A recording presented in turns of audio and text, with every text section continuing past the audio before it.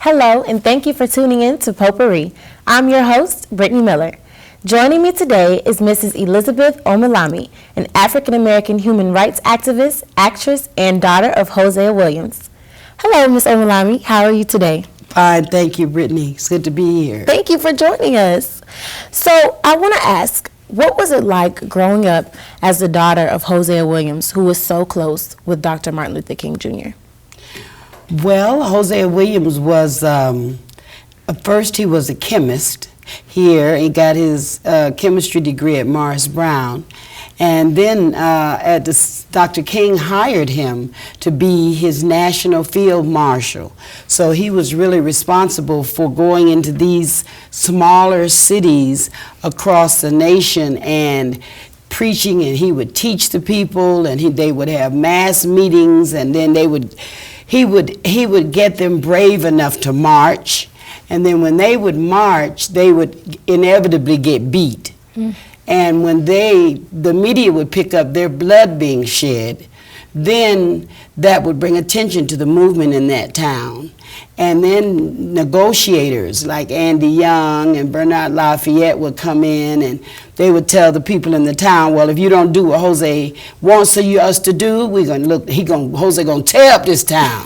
So they used him as a threat. And growing up like that made you feel as if you were growing up in the middle of a war.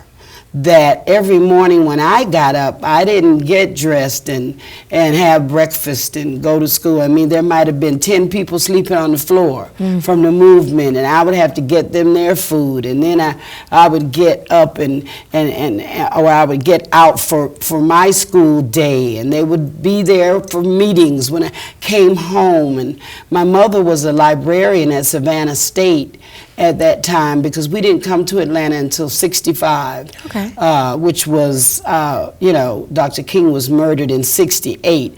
So my father became the Martin Luther King for the Savannah, Georgia, Chatham County area, and I actually went to jail for civil rights the first time when I was 9 years old. Wow. Yeah, 9 years old. So considering that you were able to witness the movement firsthand, what are some things that you would suggest to solve the problem of the social unrest and police brutality that we're experiencing now? Wow. Now, there's the social work department coming on after me. I think we need to talk to them because they know more psychologically. But from my point of view, that's why I'm kicking off a college tour in January to all of the HBCUs in the country, because what I see is the power and the desire to have a movement to address the issues, but I don't see leadership. Young people, you have to have a leader. Not a person that tells everybody what to do, but a person who, with a committee or with a group, sets the strategy for what is this march about? What do we really want to get? Okay, now we have to put this on a manifesto so that at the end of this march, who do we hand this to? Who are the decision makers about these issues that concern us? And I think that is definitely one of the solutions for today, because with the power of social media, with the power that you have of being able to pull groups of people together and get them in the streets, feet in the street, companies don't like that. Boycotts, they definitely don't like, because that's taking away their money. And with the African Americans spending over $1 trillion a year as a people, that's enough for a small country. Yes, ma'am. If we were organized and spent that money so that it stayed in our communities, we would not have as much poverty and suffering as we have in our communities. So you need a manifesto, you need it written out. And these are the things that I'm going to teach as I go on this tour. And I would also say, don't just throw out the civil rights movement's strategies and tactics as dead. Right. Because they didn't just get out in the street because, you know, everybody said, oh, no, we need to just go march. The strategies and the tactics that were studied, how Gandhi worked, the power of nonviolence. These things are spiritual issues. And I know that nonviolence is the only way, because whatever we go get, the United States government has a bigger one. So whatever kind of gun you think you're going to have that's going to get you what you need, the United States government has a bigger one. Right. And we tend to blow up our own communities. Okay, so don't blow up your own community. Don't blow up anything. Come together with the brilliant minds that you have and write up the strategy, the agenda for the future for African Americans. And I think those are some of the solutions that I want to offer in my tour of the HBCU. So Mrs. Omilami, you are an actress alongside your husband. Yes. So can you please tell us more about that? Well, my husband just did True Detective on HBO, Okay. which was really exciting for us. And he's in the new Terminator film as one of the guys. He was in Drumline. Both of us were in Ray Charles. We burst into the film, into the nightclub, telling Ray he's going to hell for playing that church music in the club. Oh my goodness, I know that That's scene. us. Wow. And The Blind Side, we're both in that. I'm the woman she comes to when she's looking for the young man's birth certificate in the social worker's office. And my husband's in the next scene. He's saying, look, these children are not even in our books, you know. So we have used our credibility or whatever little celebrity we may have received from being actors to underscore what we do in our movement, which is to make sure that no one is ever hungry or homeless, to make sure that children and their mothers who are living in cars find some place to live, to make sure that people have healthy food and they're not suffering from malnutrition even though they're eating. They don't have proper food to eat. So we actually learned most of what we know about acting from Clark, Atlanta University, when we were here with Joan Lewis and Carol Mitchell-Leon. And then my husband got a full scholarship at NYU, and he studied with Stanislavski, and he studied with Uta Hagen and people like that. And so it's wonderful to be an artist because you have such freedom to be and say what needs to be said, and you understand what just being means, mindfulness, just being in a place where you are empty of yourself so that the character can come alive. But in that emptiness, there is a peace that comes so that you learn how to handle worrying, and you learn how to handle that part of your life. Also, the only true purpose of theater is to reflect what is going on in the community back to itself so that it can examine those issues and find better ways to deal with those issues. That is awesome to hear about all these movies that I've seen you in and didn't even know. Yes. So, are there any upcoming events that you have that you'd like to tell our audience about, and also where they can go to find out more information about you and all the great things that you have in store? Thank you, Brittany. On September 17th, we're having it's a job fair combined with classes in job readiness, combined with a food giveaway. So, Jose, if you go to the number 4, HOSEA.org, that's the number 4, HOSEA.org. You can see, and we're right here in the West End on Donnelly. Okay. So the fact that many of you students, look, we need you. I don't want to be working when I'm 75. I really want to sit down and rest. So I need you to come out and volunteer and get involved with Hosea Helps.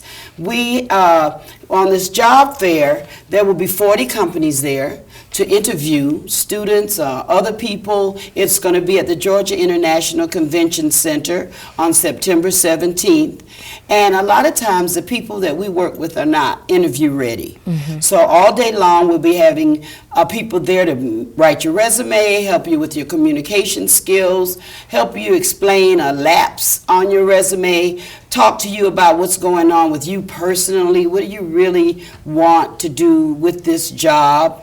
And so we have to take people who may come in with, shorts and no bra or something. I mean, they just don't, they know, but they may be suffering depression. They may be suffering from a lack of self-esteem because we're not kind to each other. We don't reach out and touch each other. You've seen a student sitting around. You know that student doesn't have any friends. They may be for different kinds of reasons. But how often do we go over to that student and say, hey, you want to get a Coke?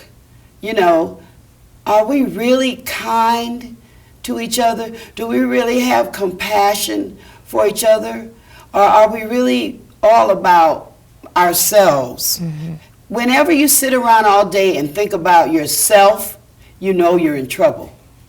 Because you are sitting around thinking about, what's going to happen to me? Am I going to get out of school? So-and-so doesn't like me. I don't have a boyfriend. I need some more money. This is you. You just think about yourself all day long. That's not healthy. Mm. The more you can think about others, you find your own problems will get solved. And you didn't even realize that, oh, I already did that. That happened, and then nothing bad happened.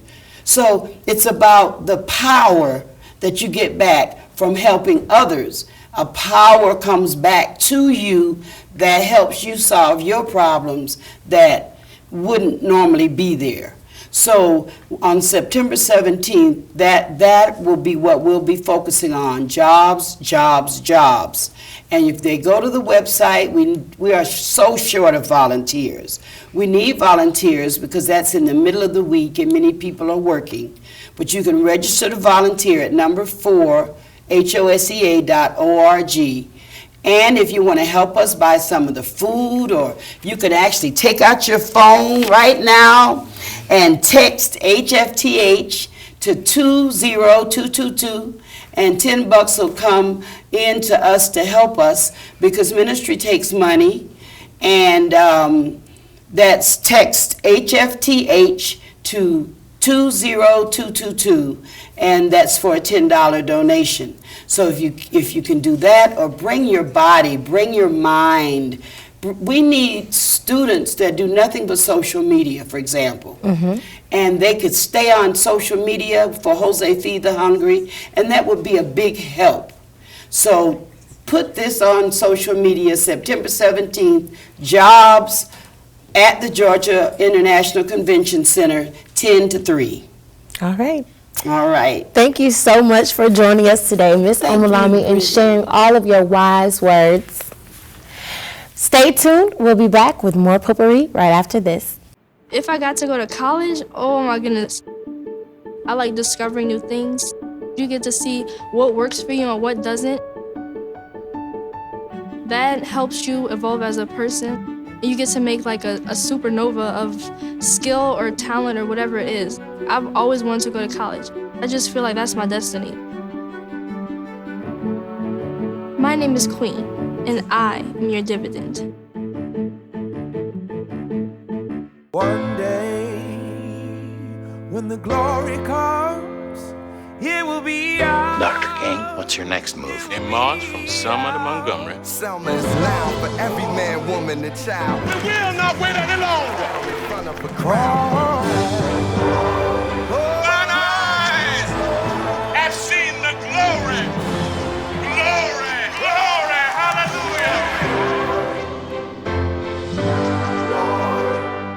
Welcome back to Potpourri. With me now is Ms. Dorcas Bowles, the Interim Dean of the Whitney M. Young Jr. School of Social Work at Clark Atlanta University. Hello, Ms. Bowles. Hello. Thank you for joining us today. Thank you for having me. So the Whitney M. Young Jr. School of Social Work will be celebrating its 95th year anniversary on October 3rd of this year. Could you speak about what this means for the school? This means that the School of Social Work, which is celebrating its 95th year, has been educating top quality social workers for the field for all of this time. The school was the first school of social work that was designed specifically for African Americans to train them to be social workers. The first in Georgia, the first school of social work for blacks in Georgia, the first school of social work for blacks in the country, the first school of social work for blacks in the world. So we have a very rich history that we can be proud of. When the school was started, there were that social workers, black social workers, were not being accepted into schools of social work, and therefore were not being trained to work with people of color, particularly African Americans. So the school's inception was a major statement to society to train blacks who would know how to understand the black experience, black culture, black life, and to be able to work with black clients.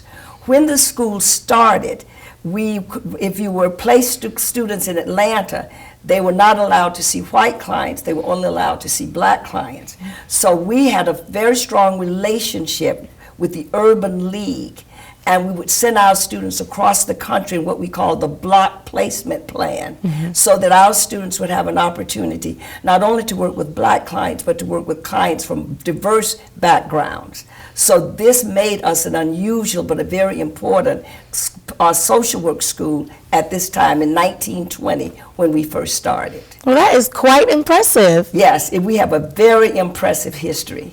How many degree programs does the school offer? The school offers 3 degree programs. We started out as offering diplomas, and then we moved to offering the master's degree. And then Clark College in 1981 started a BSW program, because at that time we were not Clark Atlanta University, they were Clark College and we were Atlanta University. Right. In 1983, Atlanta University began its doctoral program. And in 1988, when the schools consolidated and came together, then Clark brought its BSW program. Atlanta University had its master's program and the PhD program. So that gave us all 3 levels of training for social workers, which, because we were a black school, was very, very important.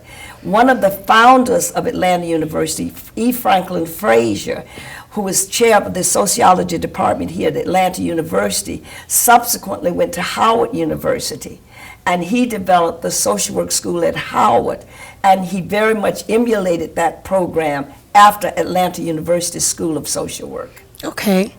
What concentrations are offered with each program? Okay. For our bachelor's program, we have what we call generalists. This means that our students can go out and work with foster care, with child care, with child placement, with foster care, with homeless populations, and they have what we call a generalist background. Master's level students can be trained in 2 concentrations: families and children, and health and mental health. And that pretty much covers the spectrum of being able to work with families and children who have all kinds of problems, post-traumatic stress disorder, any kinds of mental health issues. That trains them to work within the context of children and families, health and mental health, to work with families, individuals, children, and also to work with groups, organizations, etc. The PhD program is focused on policy and administration. And those students go out to become not only supervisors, but administrators of agencies, and they also go on to work in schools of social work throughout the country. We just graduated 10 PhD students this past May. All of those 10 students have jobs. Most of them were accepted to teach in schools of social work across the country: Midwest, South, East, you name it, our students were placed there. That's wonderful. Yeah, at our recent faculty meeting, we were told that each one of them had a job, and that's very unusual for all students to have a job at this time after graduating, so we're very proud of that. That's great. Yes, we're very proud. So when was the School of Social Work renamed the Whitney M. Young Jr. School of Social Work? It was renamed in 1980 in honor of Whitney M. Young Jr. Whitney had been very forceful in American society in fighting for rights for blacks, for economic equality, and for housing, for education. And so he became our first dean. Prior to Whitney Young, we had 3 directors. Okay. And then when Whitney Young became our dean in 1960, he became 1958, he stayed from 58 to 64. He became the first dean. And then since then we've had 13 other deans or interim deans at the School of Social Work. But he left us and went to become the director of the Urban League, where he could have a more significant impact on the kinds of working to right the wrongs of discrimination and racism, and to ensure that blacks were given equal opportunities nationally and internationally. So he left to go to become the director of the Urban League, to become the national director of the Urban League. What community activities, what are some of the community activities that the social work students are engaged in? Okay. We have a lot of master students, bachelor students. We'll get to numbers later. But our students work in agencies across the Atlanta area and across some of the outlying areas in Atlanta. But in addition, our students are very involved in volunteering and providing services to the community. Many of our students get food baskets that they themselves create and they initiate, and they then carry this food. They get agencies, and the agencies identify families that can benefit from the food that they do. They have done something with proms. We know that many students love to go to their prom, and many of them do not have the clothing to wear. So they developed a plan to get clothing for the proms, accessories, shirts and ties for young men, and they then go to the various schools in the area. And for those students who are interested in looking pretty for the prom, they then provide the clothing that they've gathered, and they give it to those students, working with the teachers and with the principals of these schools. They've gone to homeless shelters to feed the poor, to be involved in that so that they get a sense of what the community is and the kinds of people who are homeless. And they know that you can become homeless very quickly, that with the job situation that happened recently with the recession, many people found themselves homeless that had no idea that it could occur to them. So they're involved in the homeless shelters.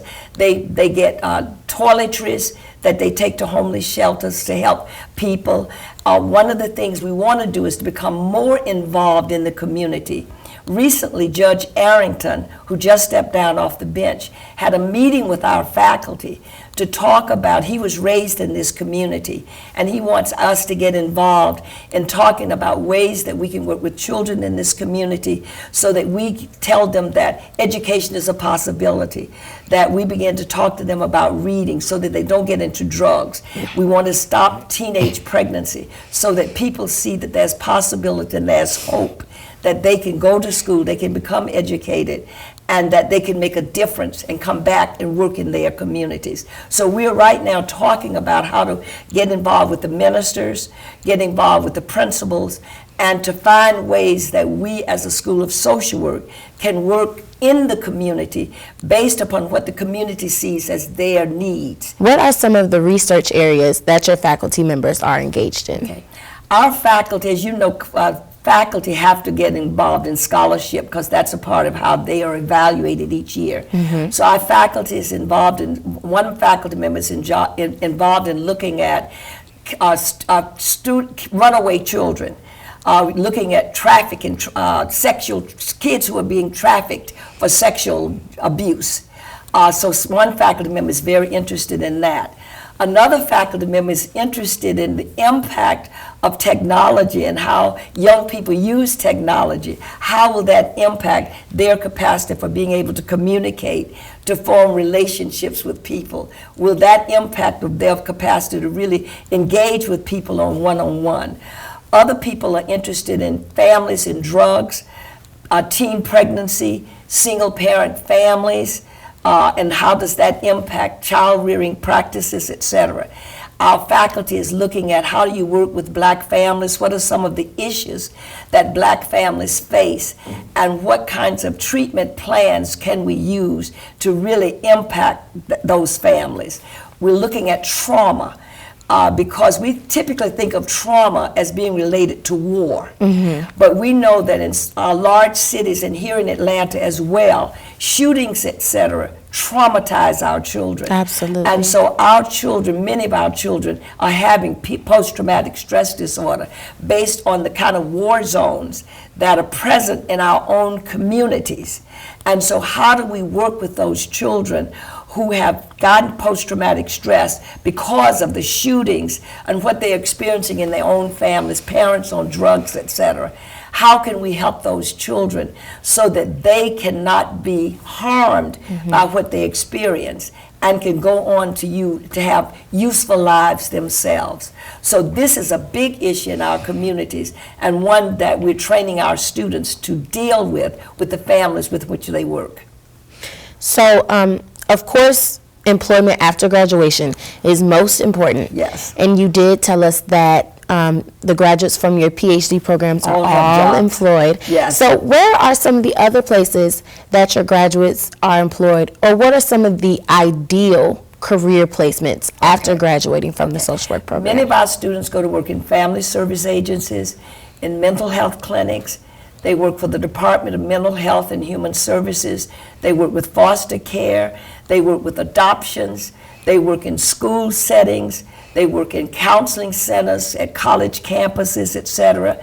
But the degree is a degree that can have you, because we teach people how to work with people, the degree can be useful for somebody who's interested in being over student affairs, somebody who wants to be over dorms, because they know how to work with people, they understand development, they understand teenagers, they understand young adults. So they can work on college campuses in a number of arenas in student services. And so they don't have to stay just in social work per se. They work in inpatient settings where families and children are placed in inpatient settings because of mental health issues. They work in hospitals. They work in outpatient settings. They work in homeless shelters. They work in places for the aging. And we know that the aging is a population that is increasing, because we are seeing the browning of America, but we're also seeing the aging of America. So that as the population gets older, more and more social workers will be needed to work with people who are aging. So the aging population is now becoming a very significant place for social workers to work in, because the aging population is increasing so rapidly. That's such a wide variety. The social work degree is very marketable in a number of arenas. And that's why I think our enrollments are increasing. Yes. Well, tell our audience where they can go to find out more information about the Whitney M. Young Jr. School of Social Work. If you're interested in finding more information about Whitney M. Young Jr. School for Social Work, go to CAU, www.cau, and then go down to schools, and under schools you will see the School of Social Work.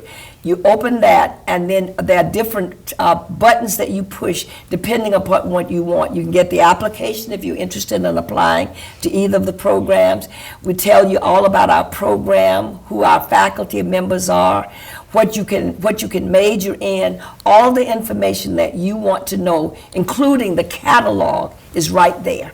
So just go to CAU website, go to the School for Social Work, and then you can find, they'll have labels, and then you can find whatever information you'd like, and it will all be spelled out on our website. All righty.